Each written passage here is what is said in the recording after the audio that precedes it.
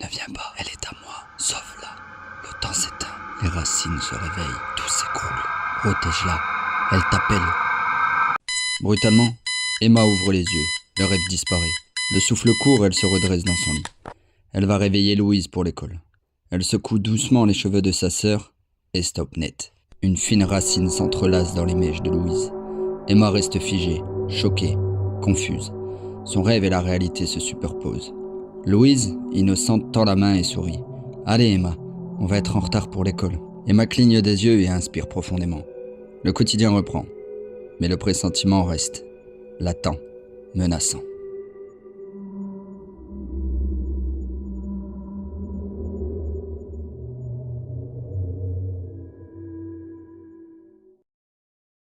Le matin, Emma traverse le village encore endormie, son tablier de serveuse sur le bras.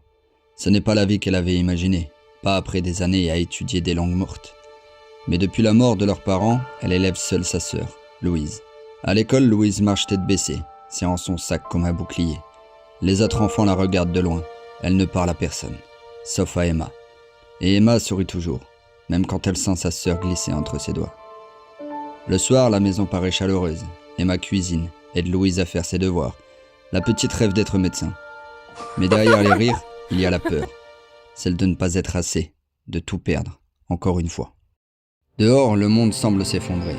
À la télé, tempête, tsunami, tremblement de terre. Louise observe à l'écran sans cligner des yeux, et Emma baisse le son. Dans ce foyer fragile, l'amour tient tout en place, mais l'équilibre est si mince qu'une brise pourrait tout faire basculer. Cette nuit-là, Emma se réveille en sursaut. Quelque chose cloche. Elle se lève et découvre le lit de Louise, vide. Les draps sont encore chauds. Elle vient de partir. Louise ? Aucune réponse. Emma traverse la maison, ouvre porte après porte. Le salon, la cuisine, la salle de bain. Rien. Elle appelle sa sœur, la voix de plus en plus tendue. Tout semble normal, mais Emma sent une pression, un malaise diffus. Comme si quelqu'un avait quitté la pièce juste avant qu'elle n'entre. Un bruit soudain. Un choc venu de la cave. Emma descend lentement l'escalier. Chaque marche résonne comme un compte à rebours. Elle s'arrête devant la porte. Une lueur bleue passe dessous. Froide, vibrante. Elle ouvre. La cave est baignée de lumière. Et au sol, l'ours en peluche de Louise. Le mur au fond est ouvert en deux.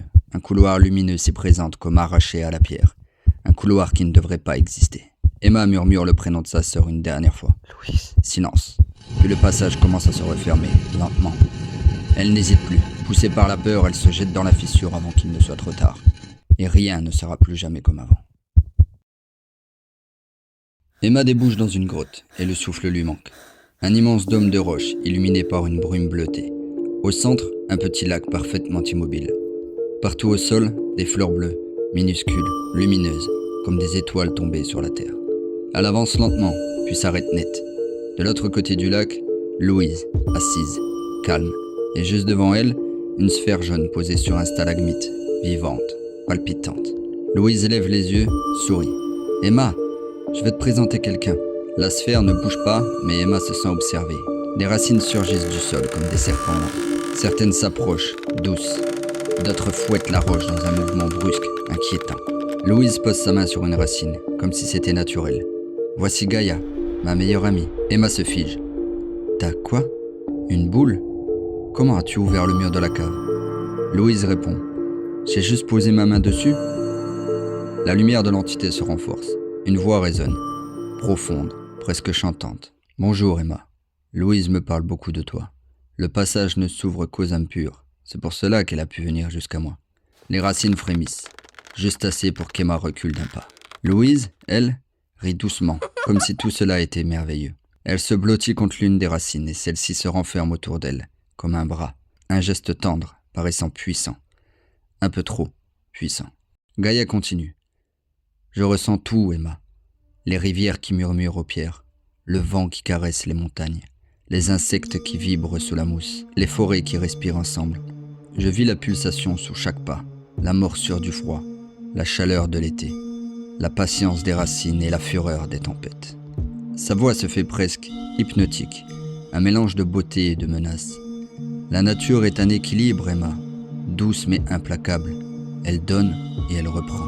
Une racine glisse derrière Emma, effleurant son dos avant de se rétracter brusquement. Elle sursaute. Louise n'a rien remarqué.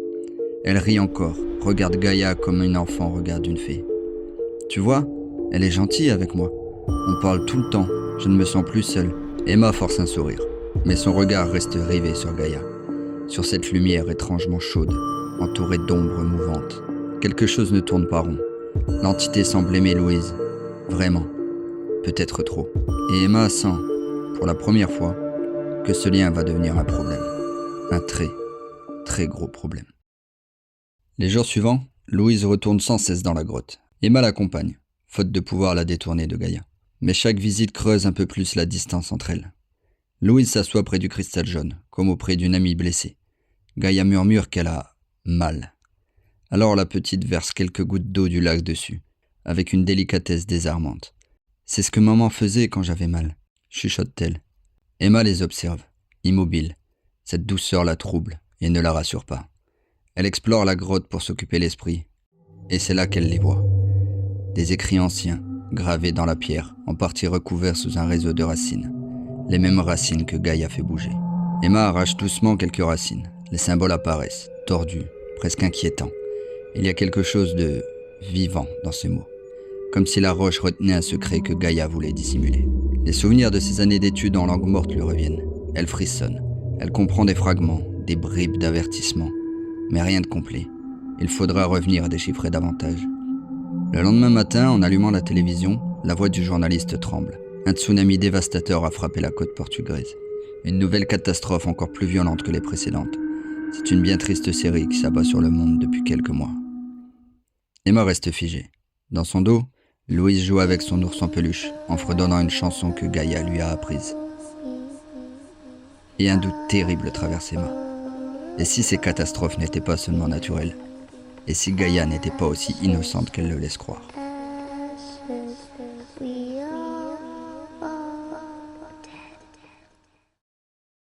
Les semaines défilent, et Louise passe désormais plus de temps avec Gaïa qu'avec Emma. La petite s'installe contre le cristal jaune, comme contre une amie intime, attentive, irremplaçable. Gaïa murmure, conseille, rassure, toujours avec cette douceur presque parfaite. Presque. Parfois, elle se plaint d'une douleur sourde. Louise pose alors ses mains sur la sphère et l'embrasse, lui parle comme à un être vivant. « Je veux devenir médecin, Gaïa. Je peux t'aider. » Et l'entité répond d'une voix qui glisse dans l'air comme une caresse. « Tu as déjà le cœur d'une guérisseuse. Le monde a besoin d'enfants comme toi. » Emma observe tout ça de loin. La tendresse entre elles est belle, et pourtant quelque chose l'étouffe. Une sensation qu'on lui vole peu à peu sa sœur. Mais elle se concentre sur les inscriptions de la grotte. Elle dégage les racines, toujours plus nombreuses, toujours plus organisées, et déchiffre les symboles. Un fil se dessine. Quelqu'un a affaibli Gaïa, volontairement, il y a très longtemps. L'entité le sait, elle ne le dit pas. Emma ne se sent plus observée, mais oppressée. Et plus elle cherche, plus Louise la repousse. Un soir, la petite éclate. « Tu veux juste m'éloigner de ma seule amie, tu comprends rien. » Puis elle court vers la grotte comme si c'était là que se trouvait sa vraie maison. Seule dans la cave, Emma fixe les racines qui frémissent encore dans son esprit. La peur se loge dans son ventre. Alors elle prend une vieille hache et l'affûte. Longtemps. Si longtemps que le métal devient aussi tranchant qu'un couteau. Le lendemain, elle annonce à Louise qu'elle doit aller en ville. Un livre ancien, un ouvrage précis. J'en ai besoin pour comprendre les derniers symboles. Mais alors qu'elle monte dans sa voiture, Emma sent que Gaïa la surveille maintenant. Silencieuse, attentive. Comme si la grotte avait envahi sa maison, sa vie. Et si l'entité comprenait enfin qu'Emma s'approche trop de la vérité. Emma traverse la ville et arrive à la bibliothèque. Son cœur bat plus vite que ses pas. Elle doit comprendre. Maintenant. Elle s'installe dans un coin isolé de la bibliothèque, ouvre l'ancien livre, et étale devant elle des notes et des photos des symboles. Elle respire un grand coup, puis commence à déchiffrer.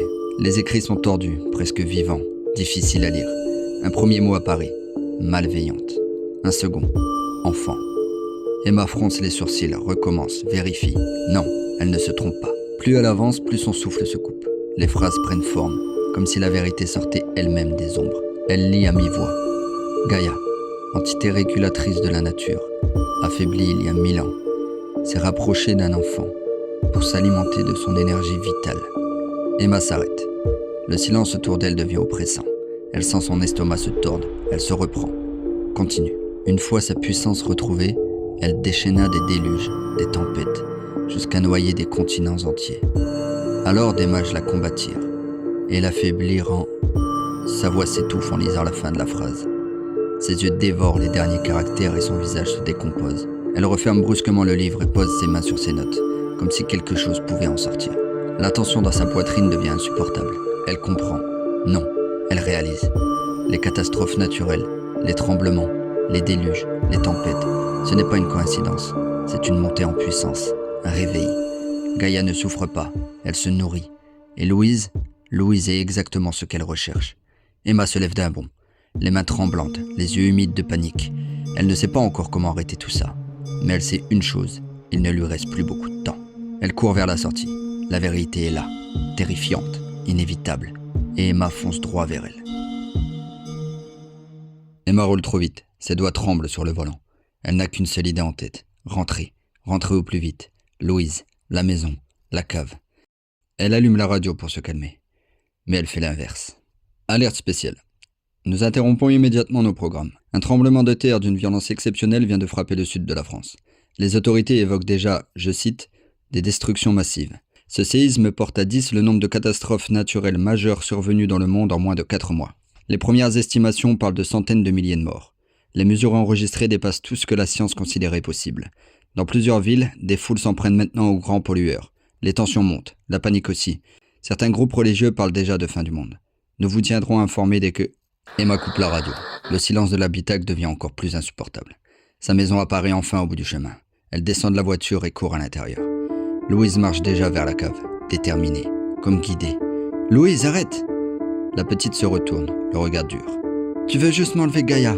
Elle m'a dit qu'on ne serait plus jamais séparés, à partir de ce soir. » Emma s'approche, la voix tremblante mais ferme. « Louise, c'est dangereux. Tu ne comprends pas ce qu'elle... » La dispute éclate, rapide, violente, hachée. Louise crie, Emma insiste. Les mots s'entrechoquent, se coupent, se brisent. « Tu mens, tu veux juste m'empêcher d'être heureuse. » Emma tend la main, tente de la retenir. Louise la repousse, un geste sec. Emma bascule en arrière, sa tête heurte le sol. Un silence, puis plus rien. Louise la fixe, tremblante, puis tourne les talons et court. Elle descend l'escalier de la cave, pose sa main contre le mur. Le passage s'ouvre, la lumière bleue l'engloutit. Et le temps s'accélère, comme si plus rien ne pouvait arrêter ce qui vient. Emma ouvre les yeux dans un flou brûlant. Sa tête tourne, le sang bat dans ses tempes. Quand elle se relève enfin, un seul mot traverse son esprit. Louise. Elle dévale les escaliers de la cave, trébuche presque, et s'arrête net. Le mur, fermé, lisse, silencieux, comme si rien n'avait jamais existé. Non, non, non, non. Elle attrape une vieille pioche posée dans un coin. Ses bras tremblent, mais elle frappe quand même. Encore, encore, encore. La pierre éclate, la poussière lui brûle la gorge. Ses mains se déchirent. Enfin un trou se forme. Emma s'y penche et découvre seulement de la terre. Compacte, froidement immobile. Aucun passage, aucun chemin, aucune lumière. Sa respiration se brise. Elle pose alors sa main sur le mur, exactement comme Louise. Elle attend, elle supplie. « Ouvre-toi, ouvre-toi s'il te plaît. » Rien, pas un frémissement, pas un bruit. Le silence de la grotte lui répond, lourd, définitif. Emma glisse au sol, les mains couvertes de poussière et de sang, incapable de lutter davantage. Ses épaules s'effondrent, un sanglot secoue son corps. Et dans l'obscurité de la cave, elle comprend une vérité déchirante. Elle a perdu sa sœur, et rien ne lui montre un chemin pour la retrouver. Elle reste assise, le souffle court, les mains tremblantes. Une phrase de Gaïa lui revient. Elle ne s'ouvre qu'aux âmes pures. Un éclair traverse son esprit. Elle se relève, gravit les marches et atteint le salon. Sur une étagère, elle cherche un livre, puis le trouve. Les secrets de l'âme. Elle le prend et retourne dans la cave, chaque pas chargé d'appréhension. Elle feuillette les pages avec urgence, et enfin elle trouve. La pureté de l'âme se mesure à l'empathie, l'altruisme et la capacité à pardonner. Emma pose sa main sur le mur et chuchote plusieurs fois. Empathie, altruisme, pardon. Rien. Le mur reste impénétrable. Elle ferme les yeux, respire profondément et repose délicatement sa main.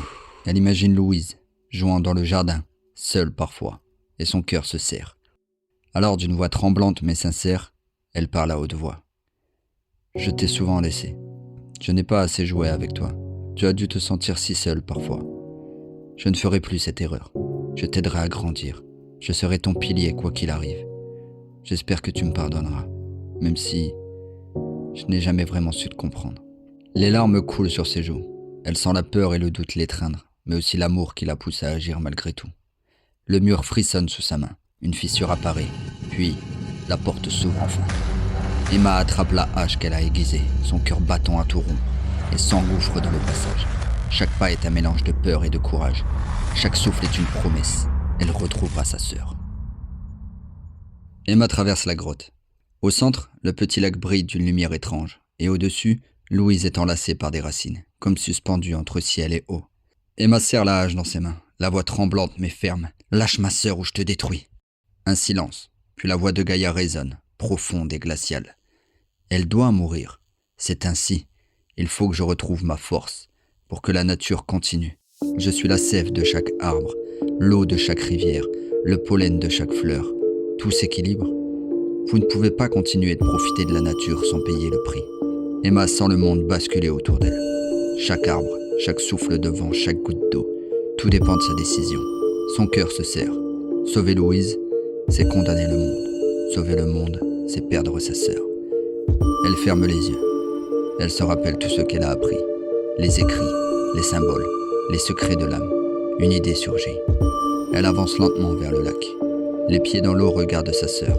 Les larmes montent. Puis avec une détermination froide, elle plonge la hache dans ses mains, la lève et se tranche la gorge dans le lac. Gaïa hurle, un son qui fend la grotte, pleine de colère et de stupeur. La sphère semble exploser dans un bruit sourd. Le silence s'abat, total, écrasant. Louise tombe doucement au sol et les racines la relâchent. Le lac est calme, mais lourd de sens. La fin des symboles traduits à la bibliothèque apparaît dans l'esprit d'Emma avant qu'elle ne meure. Des sages l'ont affaiblie, en sacrifiant une femme dans le lac. Louise ouvre enfin les yeux, seule, tremblante, dans la grotte silencieuse. Autour d'elle, le monde continue de respirer, mais le prix a été payé. Le lac est silencieux. Emma n'est plus la même. Son corps a disparu, mais son esprit s'est étendu. Elle est partout et nulle part, incarnation de la nature, gardienne invisible de Gaïa et de l'équilibre pour les 1000 prochaines années. Les racines frémissent sous ses doigts invisibles. Le vent murmure son nom dans les champs et les forêts. Chaque arbre, chaque rivière, chaque brise est désormais un fragment d'elle. Elle voit le monde à travers ce qui vit et comprend la fragilité et la beauté de chaque souffle. Louise grandit, humaine, vivante, libre, mais avec un sentiment étrange et vague. Quelque chose veille toujours. Elle passe ses mains sur un arbre, ferme les yeux et murmure doucement « Emma ». Une brise caresse son visage. Un frisson de reconnaissance, de présence, mais jamais de visage, jamais de contact. Le temps continue, les saisons passent, et Louise devient adulte. Elle sent parfois cette présence, là où la nature murmure, là où le monde respire. Il y a un écho de la vie normale, mais transformée. Louise sait qu'elle a été sauvée, et qu'Emma a payé le prix ultime. Un amour intact, mais différent, hors du temps, au-delà de la chair. Et quelque part, dans le souffle du vent et dans la danse des feuilles, une vérité persiste. Dans 1000 ans, Gaïa reviendra, et un autre sacrifice devra se faire. Le monde continue de tourner, paisible mais fragile. Au cœur de chaque racine, chaque souffle, Emma veille, silencieuse, éternelle. J'espère que vous avez kiffé l'histoire. Si c'est le cas, n'hésitez pas à mettre un petit pouce bleu, à vous abonner, ça soutient énormément la chaîne. Activez la petite cloche pour être sûr de ne pas louper la prochaine vidéo. N'hésitez pas à me dire ce que vous en avez pensé en commentaire. C'était KFDBZ sur Raconte, à la prochaine.